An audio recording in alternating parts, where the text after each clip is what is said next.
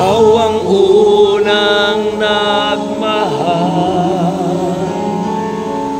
ikaw ang dahilan kung bakit ako'y nabubuhay.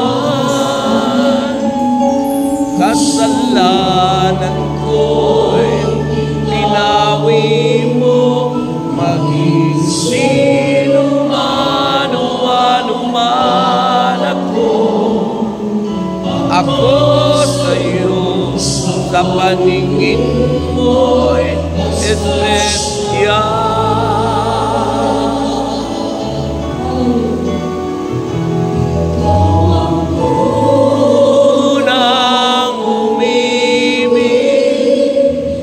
Ikaw ang unang nagmahal, ikaw ang dahilan kung bakit ako'y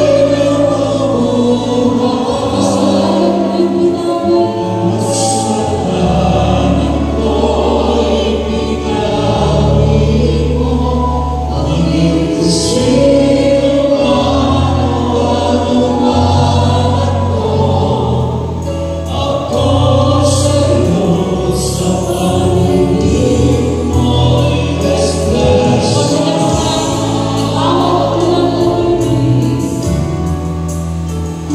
ikaw ang unang umibig, ikaw ang unang nagmahal, ikaw ang dahilan kung bakit ako'y nabubuhay. Kasalanan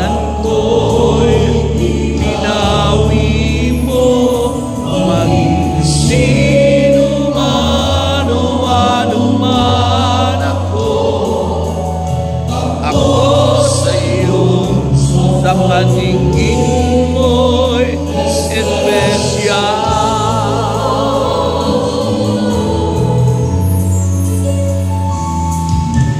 Ako sa'yo, sa paningin mo'y espesyal.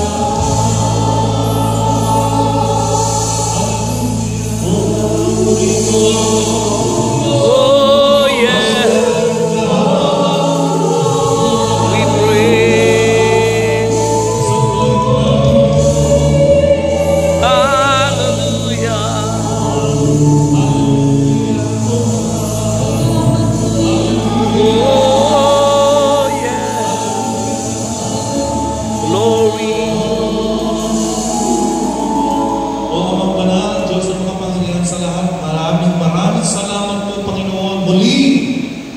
Sa biyaya at kalakasan at buhay na patuloy pinapahiram sa amin. Tunay nga po, ikaw ang Diyos na hindi nagbabago. Ikaw ang Diyos noong ngayon magpakailanman. At Yahweh Shaddai, sa iyo lamang kami nagtitiwala. Sa iyo lamang kami umaasa. Lahat ng aming kahinaan, naniniwala kami kaya mong pagkainin sa pangalan ni Jesus. Ano man ang aming pangangailangan ay kaya mong ibigay sa pangalan ni Jesus. At ipuin mo po ang bawat sa Panginoon na ipaliwanag, ipakita mo sa amin ang tunay na hindi gawain mo, hindi gawain ng tao. Ikaw ang masusunod, ang gawain mo ang masusunod. At hayaan mo ang bawat isa ay huwag tumingin sa tao, tumingin sa iyo, sapagkat ikaw ang Diyos na buhay, na hindi nagbabago. Hallelujah! Sa iyo lamang ang kapurihan, kadakilaan, magpakailanman. Amen! Amen! Sa pangalan ng Ama, ng Anak, ng Diyos. Amen. Amen. Sige po, magsiluho na po tayo kahit mga isang sharing. Siguro naman ang pakarami yung biyaya na dumating ng 2024. Amen. Amen. Amen po ba? Amen. O sino ba binigyan ng biyaya? Ano? Amen. Lahat tayo di ba binigyan? Amen. Dahil nandito tayo sa tahanan na ating Panginoon sa dahay. Amen. Amen. Sino po magsishare? Sishare po. Sino? Tanya.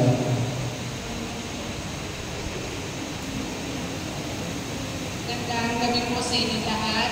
Para kami, narito po ako upang magpasalamat sa Panginoon. Dumaan man po sa mga pagsubok, narito pa rin huwag lang po tayo bibitaw sa Panginoon.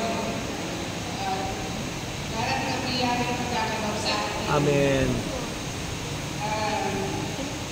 Hindi po namin inaasahan, hindi pa po nagkaroon ng cancer. Kailangan na po namin 2021. Balik 2022. 2021, kami po yung nabalita na dapat ang namatay July. Sunod-sunod po dito po yung dapat COVID. Tapos po 2022, pa-check up po yung lipa ko, cancer, stage 4. Naapektuhan na po yung bone metastasis po. Kahit po nagka-cancer siya, pinakita pa rin dahil siya dahil pagpulihan niya. Binigay po sa amin yung mga doktor na dapat namin kapitan. Amen. Bibigay yung gamot sa kanya. Sa kabuli-bulihan sa gabi ng buhay niya, pinakita pa rin po ng Diyos. Dahil siya na yung pagpulihan niya. Hindi po namin naasahan. Nung muli sinusumpo na po yun sa buto niya, talagang hindi na po siya nagpapatulong. Talagang naakaan na po yung buto niya. Pero sabi mo nga, lahat may dahilan. Lahat may dahilan kasi ang siya dahil. Pag naalala ko pa sinasabi ng nanay ko, pag po nararamdaman yung bumibitaw ako kayo siya dahil, lagi po niya sinasabi sa akin, huwag kang bibitaw, malayo man ang bahay natin. Huwag mo sasayain na madaling araw, pupunta tayo sa anong kawain niya siya dahil, madaling araw, ating gabi, kahit dalawa lang po kami magtina, pupunta po kami sa kawain. Talagang pinakita ni Lord, niya siya dahil kung kapatihan niya. Tumatang tayo sa mga pagsubok. Napatay ko ang hipag ko August 9. Pero bakit po siya napatay talaga? Hindi po namin sukat akalain ng Dr. ng St. Luke's na sinusumpo na po siya. Tapos pasok na po siya sa dito sa Matabago. Sabi po po siya Dr. ng St. Luke's, no? Ang pasyente po namin hindi na nagpapatulong. Sabi niya, pwede ba ako pumasok sa ACE Hospital? Kinausap po po sa ACE Hospital kung pwede po pumasok po sa St. Luke's. Bawal po sa kanila. Sabi ko, Dok, nung hindi po siya sa AIDS, lumabas na lang po kami. Hindi ko rin po inaasahan na kasi ako kasama lang din pag-uuro sa St. Luke's, sa National TV, pag nagpapacheck up siya. Talagang hanggang sa huli pinakita niya siya dahil alam po, yung sa Coco Live niya po, ito po ng Quezon City Mayor. Yearly, napondo po ng 100,000 mo.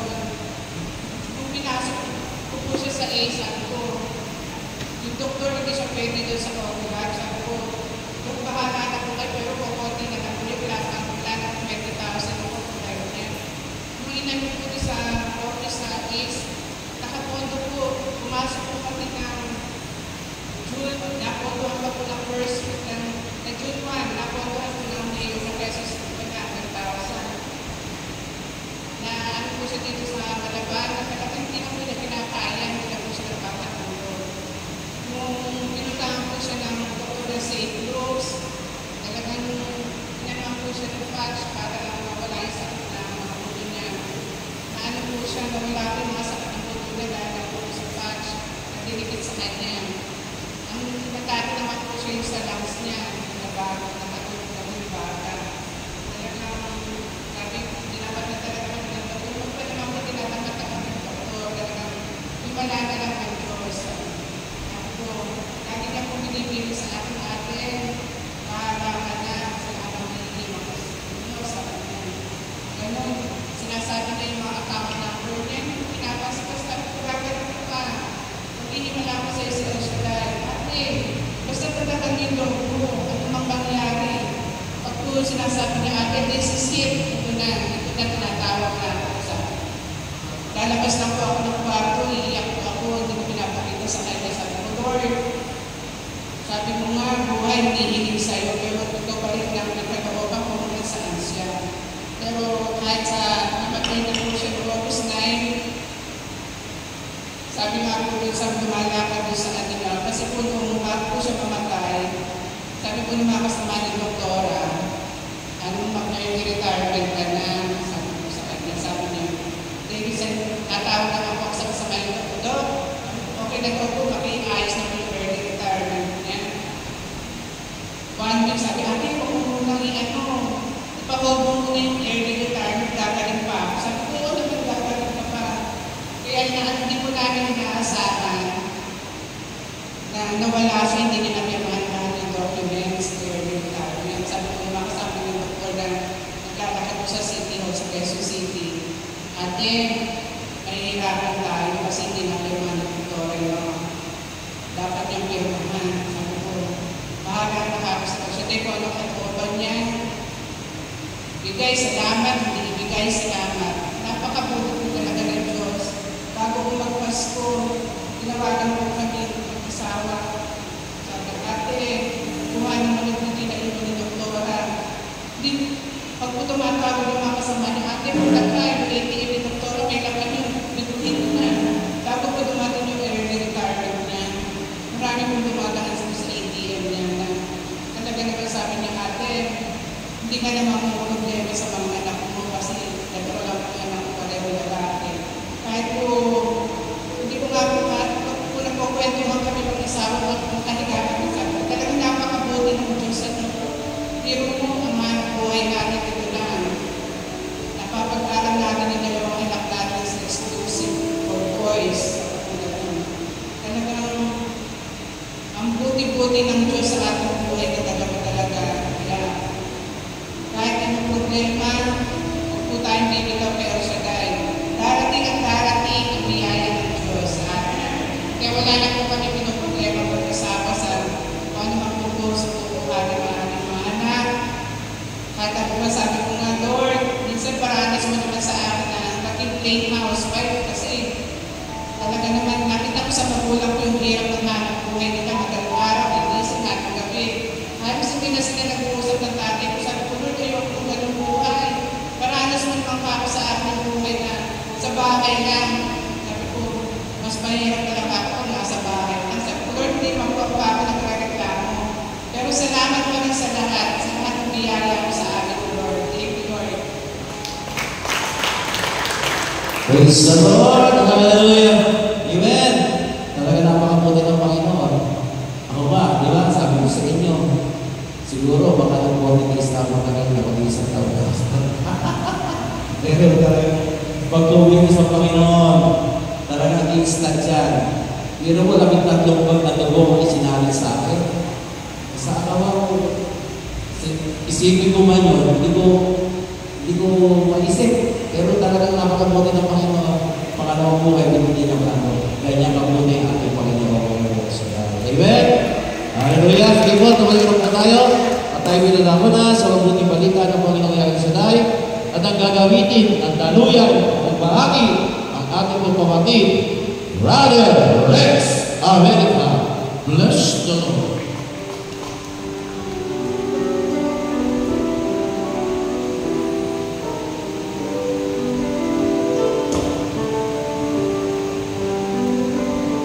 Praise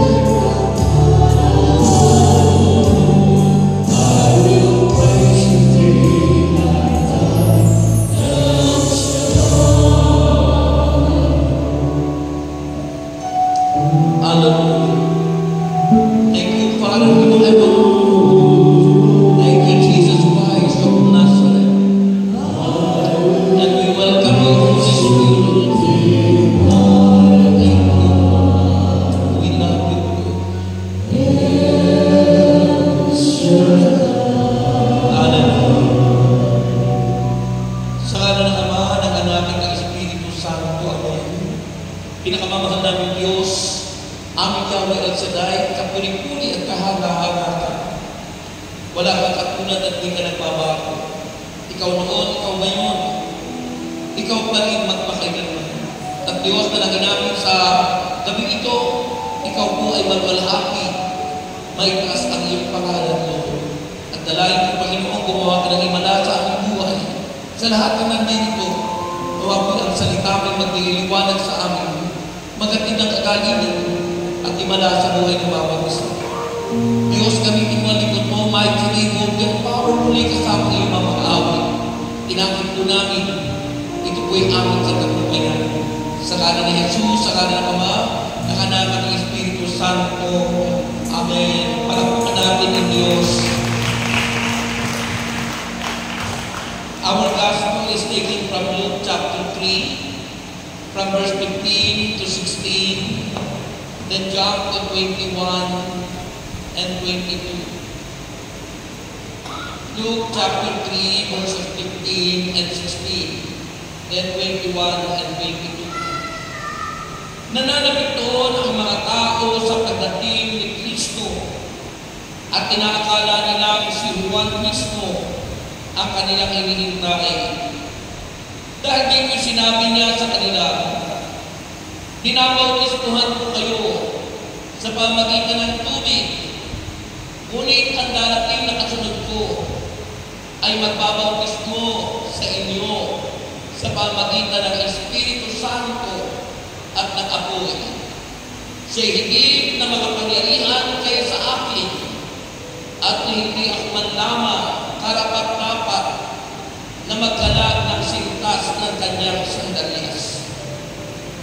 Nang mabautismuhan na ni Juan ang mga tao, dinautismuhan din niya si Jesus. At habang nananalangin si Jesus, nabuksan ang langit at bumaba sa kanila ang Espiritu Santo sa anyong kalapag.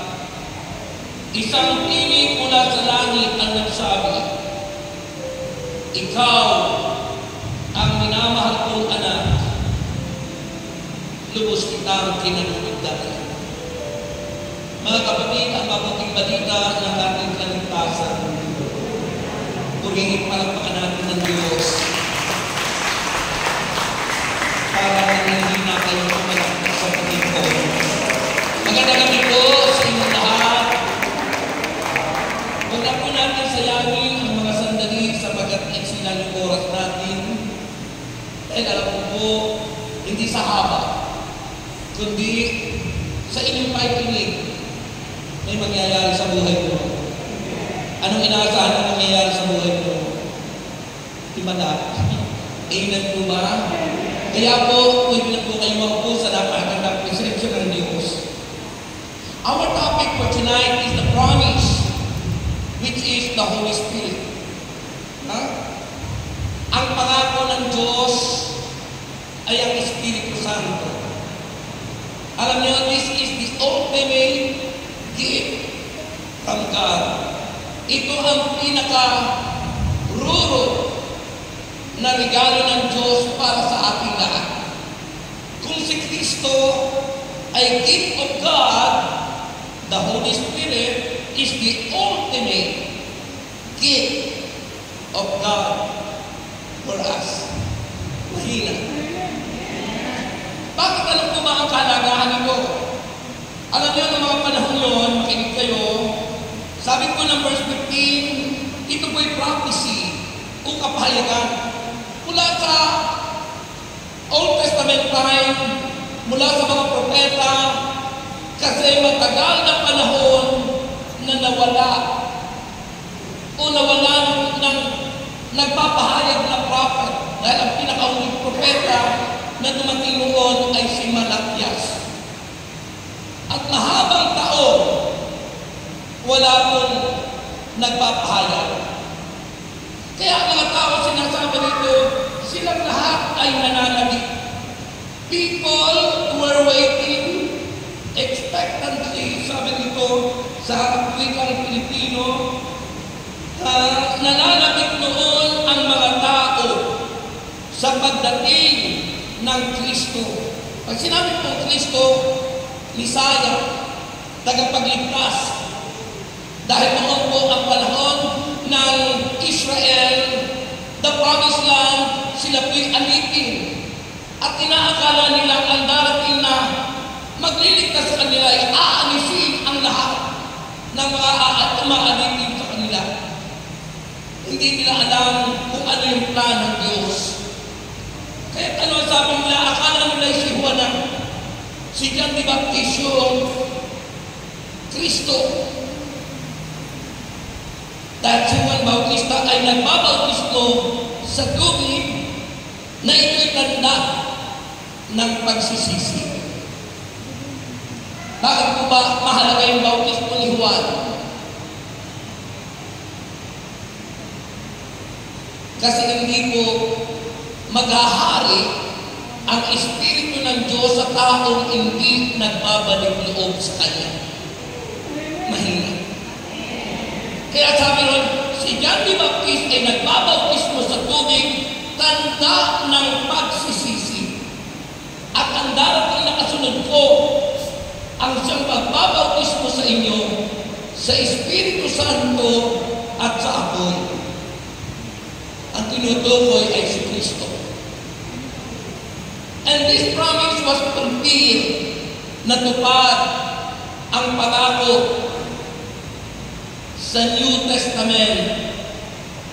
Kahit na si Kristo ay hindi karapat-dapat na bautismuhan sapagkat siya'y walang kasalanan, pero dapat siyang magpabautismo para matupad ang pangako ng Diyos.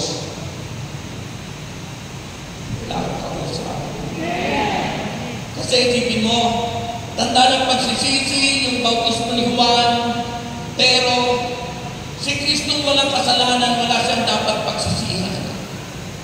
Pero nagpabautismo siya. The important is, ano kalagahan? Sabi naman ng bautismo si Kristo, dito ko pinapakita ang Trinity.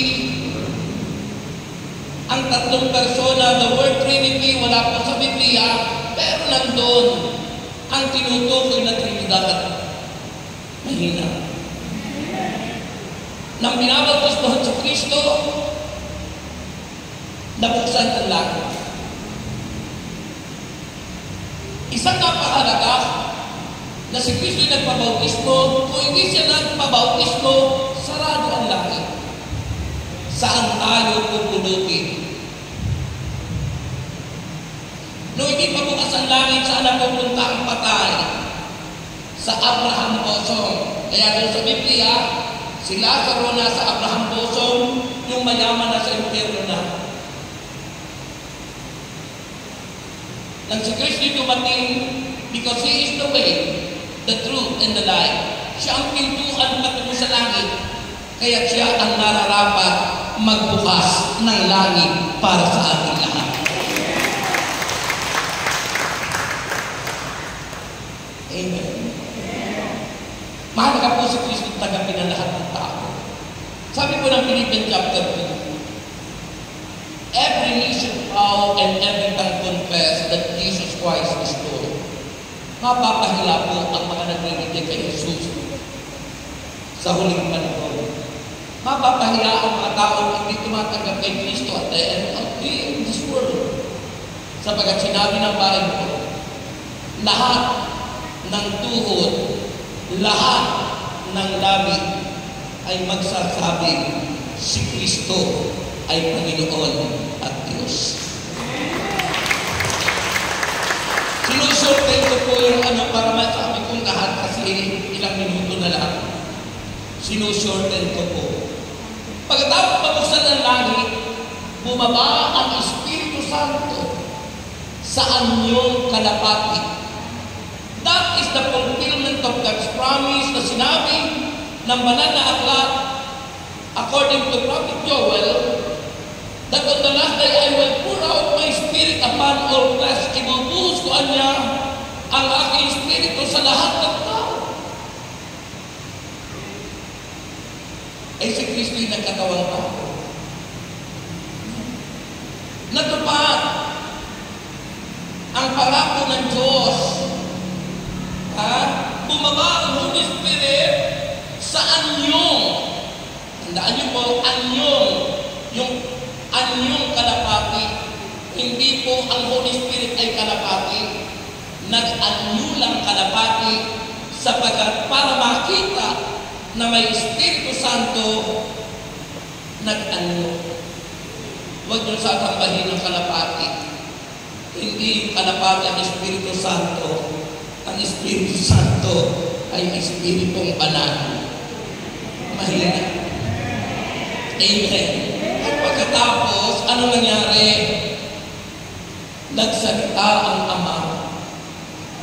At nagsabi ng Ama, ito ang pinakamamahal kong anak na lubos kong kinaluludan. Pakinggan niyo siya. Mapalad tayong nakikinig sa aral ni Kristo, nakasusunod at nakatutupad sa utos ng Ama. Amen! Kaya mahalaga po, si Kristong binautismohan ni Juan, tumanggap ng Espiritu Santo at sinabihan ng Ama, ito ang karapat-dapat natin pakinggan, kinanulugan siya ng Ama. Bakit mahalaga po yung sinabi ng Panginoon na magbabautismo si Kristo sa pamagitan ng Espiritu Santo at ng apoy? Bakit po ba, mga kapatid, Kristo? Unang-una po, mga kapatid, ang Holy Spirit po ang siyang nagpapabanal sa atin. Mahina. The Sanctifier is the Holy Spirit. Gusto ng Diyos tayo lahat ay maging banal. Wala akong kasabi. At ang nagpapabanal sa tao ay ang Espiritu Santo sa pamamagitan ng kanyang ministeryo. At ano yung ministeryo ng Espiritu Santo? The ministry of conviction. Ano po yung conviction? It is through our conscience. Kapag ikaw ay nakukonsensya at sinusunod mo yun, ibig sabihin, nabaptize ka ng Espiritu Santo. Pag hindi mo sinusunod yung iyong konsensya at wala kang konsensya, hindi ka baptize ng Espiritu Santo. Kaya sabi ng Panginoon, ni John the Baptist, ang kasunod ko ang siyang magbabautismo sa inyo sa Espiritu Santo at sa apoy. Mahalaga yung Holy Spirit sapagkat siya ang nagpapabanal sa atin at siya rin yung nagbibigay sa atin ng power. Sabihin niyo, power. Mahina. Acts 1:8. Sabi ng banal na kasulatan, and you shall receive power when the Holy Spirit comes upon you, and you will be my witness from Jerusalem to Judea and Samaria to the outermost part of the earth. At kayong lahat niya ay magiging mga saksi ko mula sa Jerusalem, sa Judea at Samaria at hanggang sa dulo ng daigdig. Magiging mga saksi, witness, tagapagpatotoo ng kabutihan ng Diyos. Ibig sabihin, the Holy Spirit is siya yung nag-i-empower, empowering. Nagbibigay ng kapangyarihan. Sa pamagitan ng Espiritu Santo, ang lahat ng tao ay ini-empower ng Holy Spirit. Bakit? Sapagkat ang kalaban natin ay masamang espiritu. Without that power in us, hindi natin magtatagumpayan yan. Pero kung nasa atin ang Espiritu Santo, magtatagumpay tayo sa lahat ng ito. Amen. At finally, bakit mahalaga po? Sabi rin, babautismohan kayo sa Espiritu Santo at sa apoy. Bakit apoy?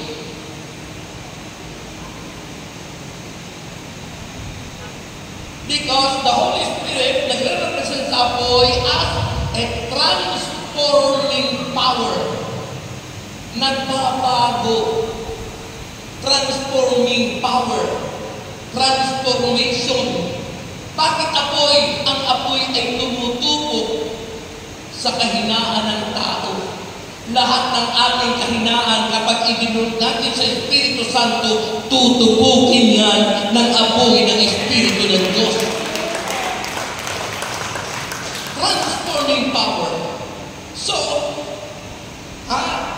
nagpapabanal, nagbabago ng buhay ng tao, transforming, at empowering, nagbibigay ng kapangyarihan. That's how important the promise of God, which is the Holy Spirit. Kung bakit mahalaga ang Espiritu Santo. Pinibal niyo ba sa buhay ng Holy Spirit? Ha? Alam mo po, it is the third person of the Trinity. At kung hindi nyo ina-acknowledge ang Holy Spirit, nasasaktan siya sapagkat siya'y persona. Talagang mga kapatid kay Kristo, kapag tayo may ginagawa na kasi siya yung iniwan ng Diyos sa atin. The Holy Spirit is our guidance and counselor. Siya yung gumagabay sa atin. Kaya sabi ng Panginoon doon sa mga anak at tanong, bago siya umakyat sa langit, ano sabi ng Panginoon? Huwag kayong aalis sa Jerusalem. Hintayin niyo dyan ay pinangako ng Ama. Wait for the promise of the Father. Hintayin niyo. Saan daw huwag aalis? Doon sa Jerusalem. Because that Jerusalem is the holy place. Ipupunta pa ba tayo sa Jerusalem? Ang ibig sabihin sa spiritual life, huwag natin sisirain ang buhay kabanalan sapagkat sa pamagitan ng pananatili natin sa buhay kabanalan, bumababa sa atin ang Espiritu ng Diyos. Because Jerusalem is the holy place. Ano yung Jerusalem ng buhay mo? Yung Jerusalem ng buhay natin, yung mithiin natin mabuhay ng kabanalan in every day, in every minute in our lives, mga kapatid. Ay baka mamaya po, nandito kayo, praise the Lord, Lord, paglabas ko doon, i-raise the Lord na. Huwag na ba? Ha? Huwag na ba? Baka mamaya. Kanina po, ako'y nag-iisip doon sa condo, kasama ko yung wife ko, itrabaho yung wife ko, hintay ko siya. Bigla pumunta sa yung security guard ko sa baba ng condo, sa Amber, Tower 1. Sabi niya, brother, yung sakyan mo binangga. Yung po yung sakyan mo, nabasag po yung ilaw sa likod. Pero at least may ilaw kasi kung walang ilaw, hindi po pwedeng itakbo. Kasi mahuli ako nun. Pero tingin po, kapag nasa atin ang Espiritu Santo, sabi ni Guardia, ang bait mo, brother, huwag ko yan. Sisingin ko ng malaki yan. Pag ang Holy Spirit ay nasa atin yung kapayapaan na kahit anong mangyari, panatag ang iyong buhay. Hindi ka naglulupasay. Hindi ka pabigla-bigla sa gagamit. Hindi ka pabigla-bigla na manununtok at pagmumura.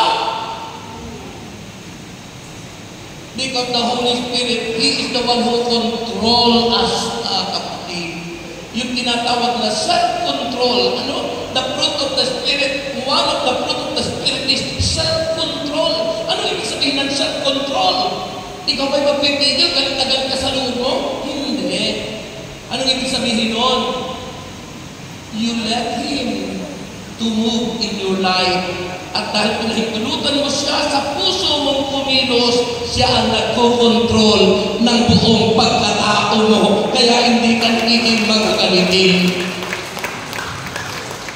Nakala naman nung nabasa self-control, magpipigil ka naman. Galit ka sa puso mo, pinitigil mo lang. Ay, mali. Ano ibig sabihin po nun? Hayaan yung Holy Spirit na kumilos sa buhay mo. At pag siya ang kumilos sa buhay mo, siya ang magkukontrol sa buong pagkatao mo. Kaya po, sabi ng Guardia, ang bait mo, sir, di mo man naman naman pinag-usapan lang namin, pinicturean ko yung kanyang license, yung name niya, yung number, sabi ko, Sabado nandyan ako, at ipagawa mo sa mekaniko mo. Di kita sisili ko ano magasto to, bahala ka yan. Gawin mo yung ilaw sa likuran. Yan ang Espiritu Santo sa buhay natin. Tayo, praise the Lord, praise the Lord. Pagdating, nagalit ka agad sa mister mo, You are not controlled with the Holy Spirit. Why? Hindi mo siya pinababayaan tumili sa iyo. Ikaw pa rin ang nasusunod. Your self-will pa rin, hindi ang God's will, which is the prompting of the Holy Spirit in your life. Ang kanina. Amen? Kaya po, yun ang nangyari sa akin, mga kapatid. Kung wala pa sa akin, at yung ina-acknowledge sa Holy Spirit, pag ako'y nagulat, ang pangit ang nababanggit ko. Pero pag ako'y nagugulat ngayon, ang nababanggit ko lagi, ha? Pangalan ni Jesus. Jesus Christ. Ha?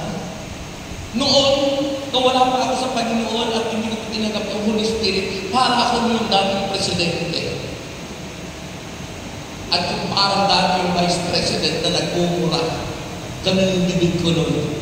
Pero ngayon, iniiwasan yun. Bakit hindi na pinapahintulot ng Holy Spirit na mamutawi sa bibig natin ang hindi magandang salita sa halip. Kukontrolin niya tayo sapagat gusto niya mapanatili ang kabanalan sa puso ng bawat isa sa atin. Kayo na kayong lahat. Yung gusto kong gumaling, pumila rito upang sa ganon. Sabi ng Bible, at sino man may sakit sa inyo, pahina ng langis at gagaling. Punta na po kayo dito at habang umaawit ang par ng Espiritu Banal, ay tiyak ang Espiritu ng Diyos ay bababa sa atin. Taas ko ng lima kamay. Close your eyes. Yes.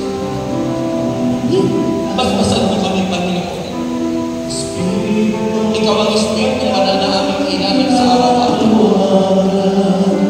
Natawagan namin ikaw, Panginoon, at Espiritu para maging naman namin ang pagbuhay. Panginoon, sinasabay mo ang lahat ng gawa ng kaaway sa aming buhay. Ano mang sakit at karamdaman, pinawawalang isa ko at tinahati namin ang pagtalo ng Espiritu Banal sa buhay ko namin lahat.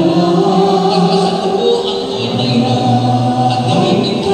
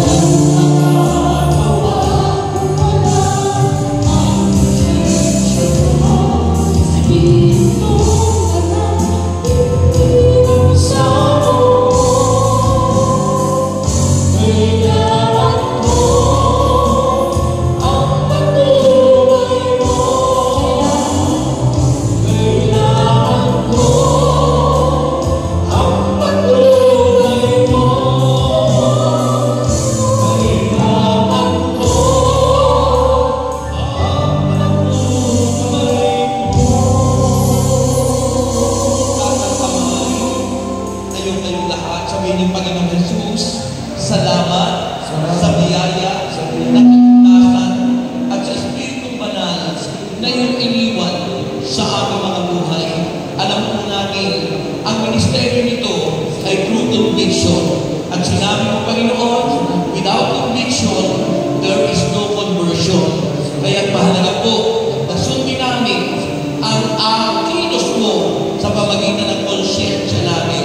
Kaya Panginoon, bastasan kami lahat, pagpalain at ingatan ang aming buhay na may kabanalan. Sa ngalan ni Jesus, anong sagot? Amen! Dahil po natin lahat ng ating prayer request at lahat ng ating daladalahan. Ama namin Diyos, magpasang po ang mga bagay na ito, paniwasin lang yung Biblia, wallet, bag, passport, papeles, kasama po ang aming mga prayer request at mga handog, Panginoon. Inamin po namin ang aming mga prayer request ay answer prayer na. Kasama rin po na ang aming mga handog ay pangako mong ibabalik siksik na hindi na po maaapaw.